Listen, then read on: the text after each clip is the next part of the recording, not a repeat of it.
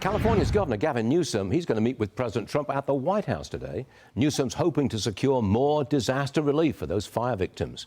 Celebrity chef and restaurant owner Andrew Gruel joins me now. All right, Andrew, you're a California guy. What would you like to see from this meeting?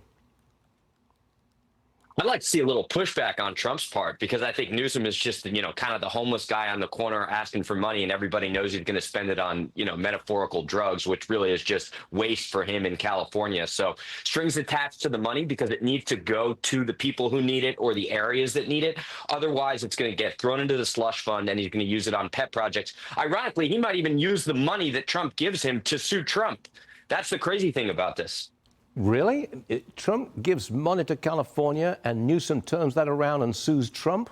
On what grounds do you sue Trump? Well, on any ground. I mean, this is California. You got to understand, we're dealing in a totally different reality here. I mean, Governor Newsom will try and sue Trump perhaps for making him come to Washington, D.C., for making him fly on a plane.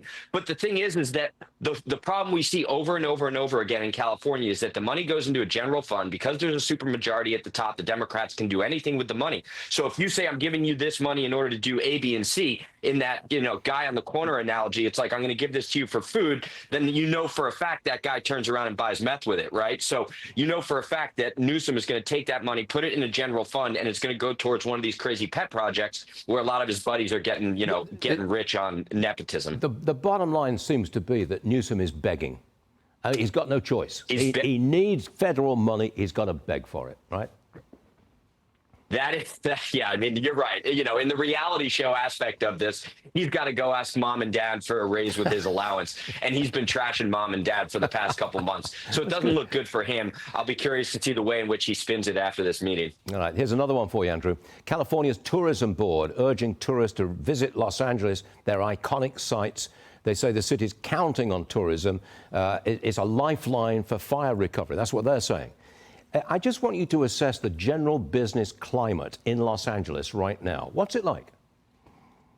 The business climate is tough because nobody's visiting any of the restaurants or any of the attractions that were already open. You got to understand, though, there's really nothing more for the tourists to see, even before this fire. Actually, the last bastion of tourism was kind of Malibu and that coastline there, and it's tragic what's happened to it. But the reality is that LA's been a shanty town for the past 5 or 10 years. I mean, what are you going to do? Drive through West Hollywood or drive through Los Angeles and point out all the different homeless people defecating on the corner? And I know that sounds crazy, but that's the reality of Los Angeles right now. So there's a lot more that they got to do to clean up tourism versus just sending people in, because I wouldn't even know what they would do right now.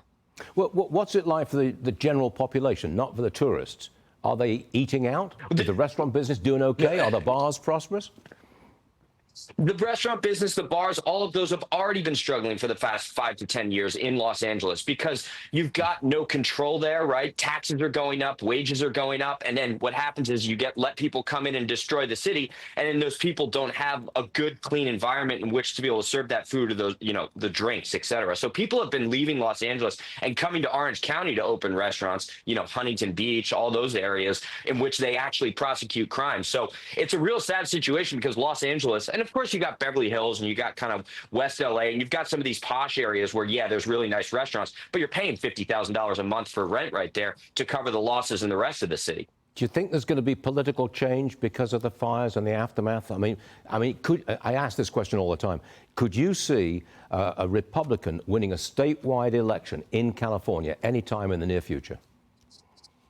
I could see a Republican winning a statewide election, mainly because I think people need change right now. Now, whether that's going to distill down through all of the bureaucracy, there's still going to be things that they're up against. But if a Republican takes a high seat, then they can actually pull out a lot of these unelected bureaucrats, almost similar to what we're seeing in this Doge effect with Elon on a much grander federal level. So I think it can happen. But the problem is that the propaganda machine in California, I mean, it's ruled by the Democrats. So if you're controlling the flow of information, well, then the voters are getting only one piece of the story. They're starting to open their eyes now by virtue of this fire, but it's definitely going to be an uphill battle for anybody that wants to run. I lived there in the 1970s. It was great. Now it's not. Andrew Gruel, thanks very much for joining us. We appreciate it. Thank you. Okay.